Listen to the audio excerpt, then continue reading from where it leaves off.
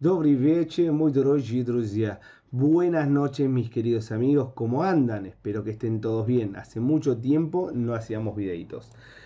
Pasaron cosas. Pusimos metas muy optimistas. Lo bueno es que una de ellas se cumplió y que es Argentina campeón del mundo, señores. Hay que festejarlo esto, de norte a sur, de este a oeste. Bueno, en fin, vamos a arrancar nuevamente con introducción a las bases fisiológicas.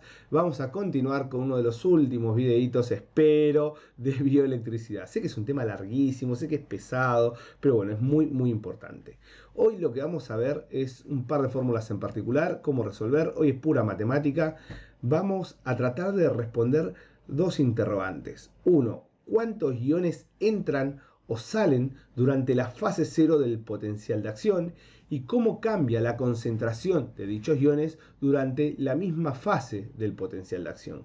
Tengan en cuenta que esto se puede aplicar a otras fases, o sea, va a ser lo mismo, lo único que te van a tener que recordar es qué ion se moviliza, hacia dónde, van a tener que refrescar y trabajar el concepto de equivalente gramo, de catión y anión, mono, di o trivalente.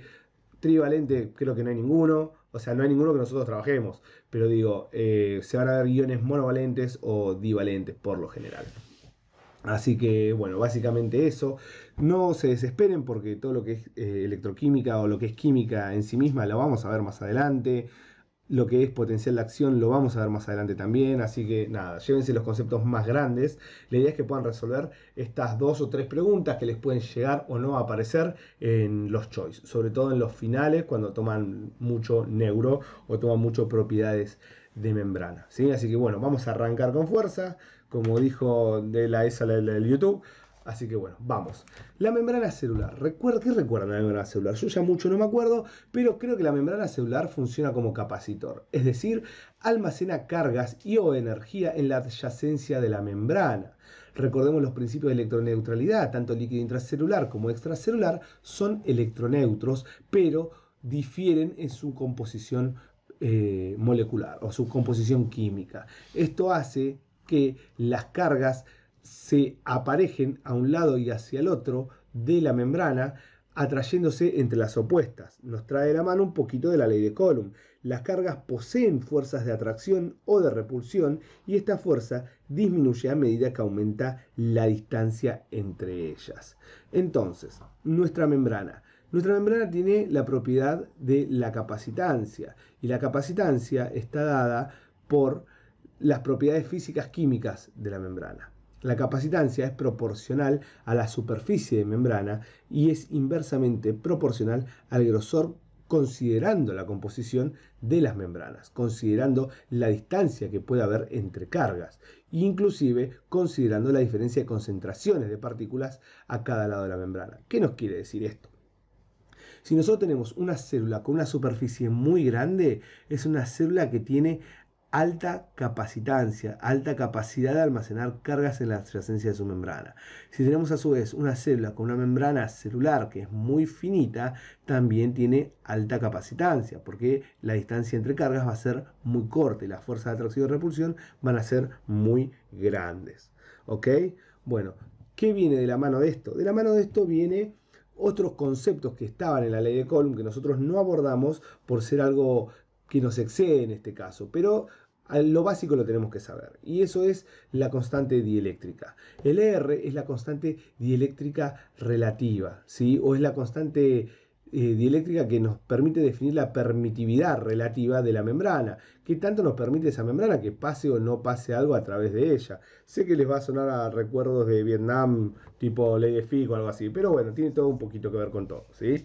Bueno, la constante dieléctrica del aire es igual a 1. La constante dieléctrica del agua es mayor que la constante dieléctrica de la membrana celular. Esto nos define qué tanto permite que algo pase o algo no pase a través de la membrana, ¿sí? ¿Qué tanto se interpone el material, qué tanto se opone el material a que fluya la electricidad?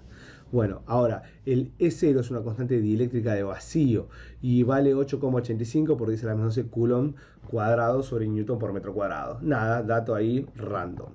Capacitancia, vamos con la formulita de capacitancia. La capacitancia va a ser equivalente a las cargas sobre la diferencia de voltaje.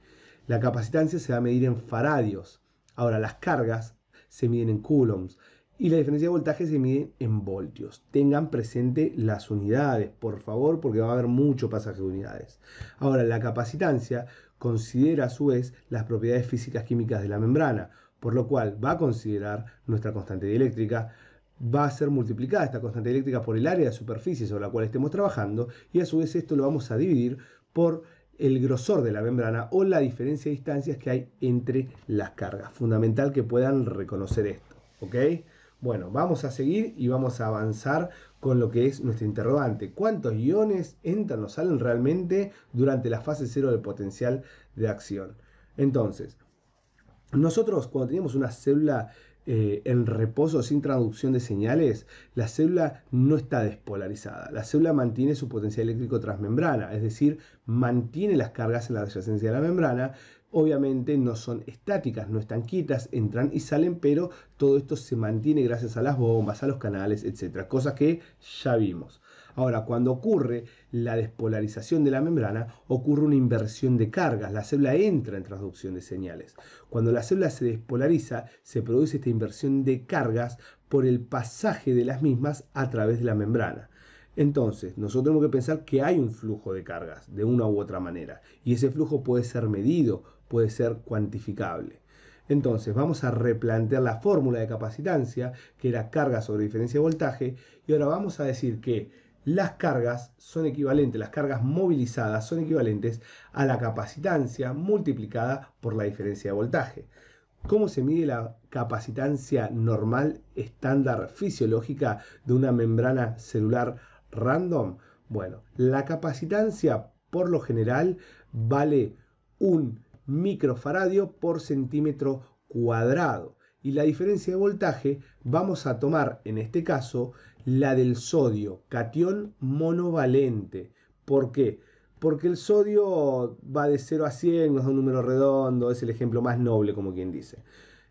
¿Por qué va de 0 a 100? Porque la célula en estado de reposo, esta célula en particular que vamos a estar trabajando, está alrededor de los menos 65, menos 70 milivoltios. Ahora, cuando despolariza, llega hasta los 30 milivoltios, 35 milivoltios. Hay una diferencia neta de 100 milivoltios, ¿sí? Por eso la diferencia de voltaje la ponemos en 100 milivoltios y la capacitancia estándar normal, 1 microfaradio por centímetro cuadrado. Ahora, 1 microfaradio lo tenemos que pasar a faradios. Bueno, se hace la cuenta, se divide por 10 a la 6 y esto nos da 10 a la menos 6 faradios. 1 milivoltio es 10 a la menos 3 volt. Si teníamos 100 milivoltios es 0,1 voltios. ¿Me explico? Así que bueno, ojo con los pasajes de números, ¿sí? Avanzamos. Seguimos siempre con la misma interrogante. ¿Cuántos iones entran o salen durante la fase 0 de potencial de acción? Bueno, reformulando nuestra ecuación, que carga es igual capacitancia por diferencia de voltaje, hacemos las cuentas. 1 microfaradio por centímetro cuadrado por los 100 milivoltios es lo mismo que decir 1 por 10 a la menos 6 faradios sobre centímetro cuadrado por 100 por 10 a la menos 3 voltios. Hacemos la cuenta, nos da 100 por 10 a la menos 9 faradios por voltio sobre centímetros cuadrados. ¿Y qué es faradio por voltio, señores? Coulombs. Entonces, esto nos queda 100 por 10 a la menos 9 coulomb sobre centímetros cuadrados. Y esa es la unidad de las cargas. ¿Qué nos dice esto? Esto nos dice cuánta carga eléctrica se movilizó por unidad de superficie. ¿Cuánta carga eléctrica? No dije cuántos iones. ¿Cuánta carga eléctrica? ¿Cuánta corriente pasó realmente? ¿Cuánta electricidad pasó por unidad de superficie? Ahora, ¿quién relaciona las cargas o quién relaciona la carga con la parte química? Bueno, la constante de Faraday. ¿Por qué? Porque Faraday nos decía que 96.500 coulombs es lo mismo, es la energía, que nos aporta un equivalente gramo de sustancia. Equivalente gramo, concepto que vamos a ver más adelante, ¿sí? Pero es la energía que nos aporta un equivalente gramo. Ahora, nosotros no tenemos 96.500 coulombs, nosotros tenemos 1 por 10 a la menos 9. Y esto equivale, por regla de 3 simples, que si tenemos 1 por 10 a la menos 9 coulomb, tenemos 1 por 10 a la menos 12 equivalentes gramos por centímetro cuadrado. Y considerando que estábamos trabajando con el catión sodio monovalente, un equivalente gramo de sodio es lo mismo que decir 1 mol de sodio. Entonces, si yo tengo 1 por 10 a la menos 12 equivalentes gramos de sodio, es lo mismo que decir que yo tengo 1 por 10 a la menos 12 moles de sodio. Y si un mol es 6,02 por 10 a la 23, 1 por 10 a la menos 12 moles es lo mismo que decir 6 por 10 a la 11 iones. Entonces, ¿qué estoy respondiendo acá? ¿Cuántos iones entraron o salieron durante la fase 0 del potencial de acción? 6 por 10 a la 12 iones por centímetro, a la 11, perdón, iones por centímetro cuadrado. Puede ser que haya diferido algún número o algo porque yo fui redondeando todo, ¿sí? Tengan en cuenta eso también. Pero bueno, esa es la cantidad de iones que yo movilicé por centímetro cuadrado durante la fase 0 del potencial de acción. Ahora, ¿son los iones que yo movilicé realmente en mi célula? Piénsenlo un cachito. Piénsenlo. ¿Qué célula tiene un centímetro de superficie? Ni la célula de lo marciano tiene un centímetro de superficie. Así que no es lo que movilicé realmente. Tengo que tener los datos de mi célula. Puede aparecer que se los den o no, o capaz que le dicen saque la cuenta y se las tiran así media en el aire, pero la realidad es que no hay célula que tenga un centímetro cuadrado de superficie. O capaz que se los ponen una célula hipotética, ficticia. Lo ideal es que puedan razonarlo y pensar el procedimiento, el proceso, ¿sí? Vamos a tomar como ejemplo una célula cúbica de 10 micrómetros de lado. No hagan chiste con el tema del micrómetro, nada, yo ya los estoy viendo. Bueno, célula cúbica que tiene 10 micrómetros de lado. Tienen que pasar los micrómetros a centímetros, a centímetros y hacer la cuenta a ver cuánto mide cada célula, ¿sí? Bueno, el volumen celular nos da 10 a la menos 15 metros cúbicos, que es lo mismo que decir 10 a la menos 12 litros. La superficie celular nos da 10 a la menos 10 metros cuadrados, que es lo mismo que decir 10 a la menos 6 centímetros cuadrados. ¿Me explico? Bueno, entonces, nosotros podemos deducir con esto, ya que tenemos la superficie y el volumen celular, que se movilizaron 6 por 10 a la 11 iones por centímetro cuadrado, o 1 por 10 a la menos 12 moles por centímetro cuadrado. Viene de la cuenta anterior. Y por matemática, nosotros podemos decir que en una célula de 1 centímetro cuadrado de superficie se movilizaron estos 10 a la menos 12 moles. Pero nuestra célula no tiene, no tiene 1 centímetro de lado. Tiene 10 a la menos 6 centímetros cuadrados de superficie. Perdón, dije de lado de superficie. Entonces, en una célula de 10 a la menos 6 centímetros cuadrados de superficie, ¿cuántos iones se movilizaron realmente? Bueno, ¿cuántos moles de iones? Se movilizaron 10 a la menos 18 moles. Y esto, a su vez, lo tenemos que distribuir sobre el volumen celular. ¿Y para qué lo queremos distribuir sobre el volumen celular? Porque nos va a contestar el segundo interrogante, que es cuánto cambia la concentración de determinado ion durante la fase 0 del potencial de acción. Es decir, cuánto cambia la concentración intracelular. Bueno, otra vez, una cuenta matemática. Regla de 3, se divide, y en este caso es más simple porque lo único que tenemos que hacer es dividir la cantidad de moles sobre la cantidad de litros. Nos da concentración, a moles por litro. Eso es lo que varió. Así que no hay mucho más que eso, no es mucho más complejo.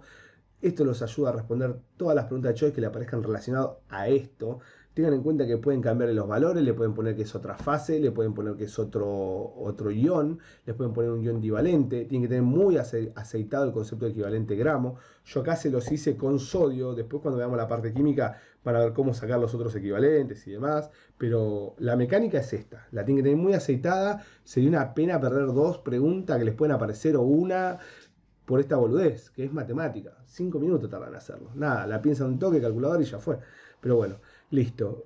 Por otro lado, muchas gracias por ver los videos, gracias por compartir, gracias por la paciencia. Espero que nuestra ausencia no vuelva a ser prolongada. Creo que hasta dentro de 4 años no hay otro mundial, pero bueno, vamos a ver qué pasa.